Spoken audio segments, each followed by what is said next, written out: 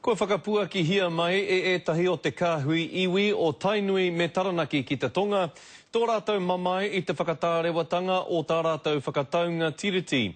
He mea whakatarewa te whakataunga nei I te whakahē a te uepū o Wakatū, kia riro mā Tainui Taranaki e kawe te tono mō o rātou whenua. Kua rima tau a Tainui Taranaki e whai ana I ngā huarahi o te ture, kia whakatauria I tā rātou tono tiriti. A ahakoa I tata te pai tawhiti, auare ake. 2 months ago, we had a goal to have completed ratification and signed our deed with the Crown before Christmas.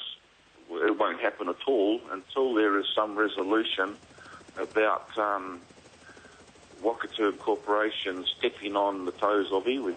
He mea whakatārewa e te karauna te whakataunga a Tainui Taranaki I te hia o te kaporeihana o Wakatū ki tā rātou ake whakataunga. We can't agree with that. We don't believe it's right.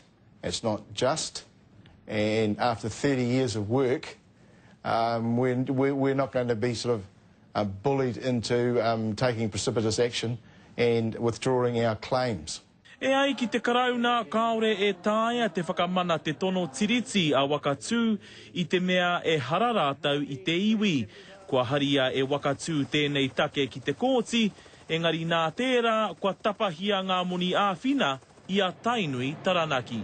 We support them in their contemporary issues, but the treaty claims process is about historical redress, and the historical redress and negotiations are with iwi, not with corporations. It's difficult to get your mind around double dipping on a 1% payout.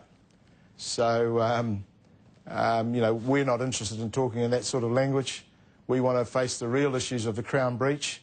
The reality is they are in possession of our land, which we had fee simple title to, and we want it back. I te rātu rautau I oati te kāwanatanga, ka rāhuitia te tekau o rau o enei whenua mō ngā uri o Wakatū. Kāore tērā I tutuki, koina te pūtake o tā rātou tono tiriti. Engari ko te pātai, ko wai te rōpū tika mō taua tono. He iwi, he kapo reihana rānei. Ki Ngī Kiriona, te karere.